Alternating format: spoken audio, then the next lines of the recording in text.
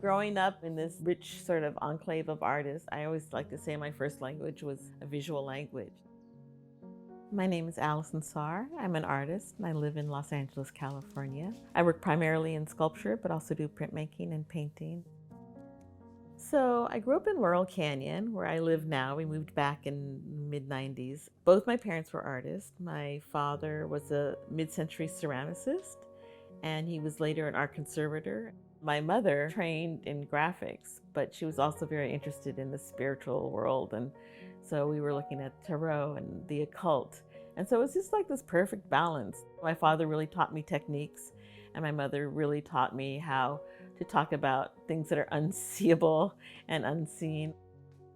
When I was 18, my father gave me my birthday gift of a bunch of carving tools. I never actually took any sculpting classes, so I'm kind of had to just kind of feel my own way around it. And so the early work was just, 2x4s that I would find or buy from the lumber yard and use these tools to carve these figures out of.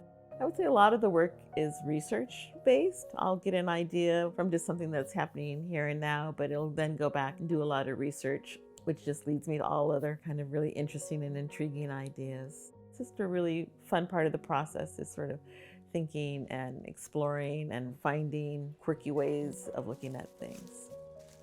So I think the two works that the High Museum owns, one of them is Farrell's Son from around 1980. I was still living in Los Angeles, and at the time I was collecting sticks and tying them together and then doing frescoes on top.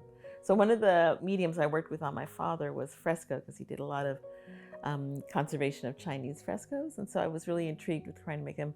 But then I also am embedding these sort of objects inside of them to kind of create this narrative.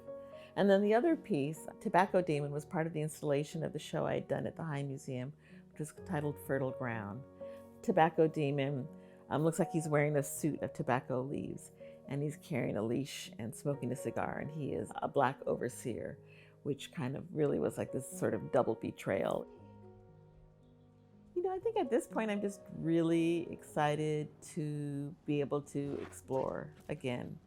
One of the things that the Driskell Award is allowing me was moving into a larger studio, which means that I can work on more than one piece at a time and to just kind of like be open to playing, that it doesn't need to be something sort of designated to go somewhere or be somewhere. So it's kind of a scary time. It's kind of a time like I have no idea what's in store. I probably should be in this position more often, but I'm looking forward to kind of venturing into this unknown.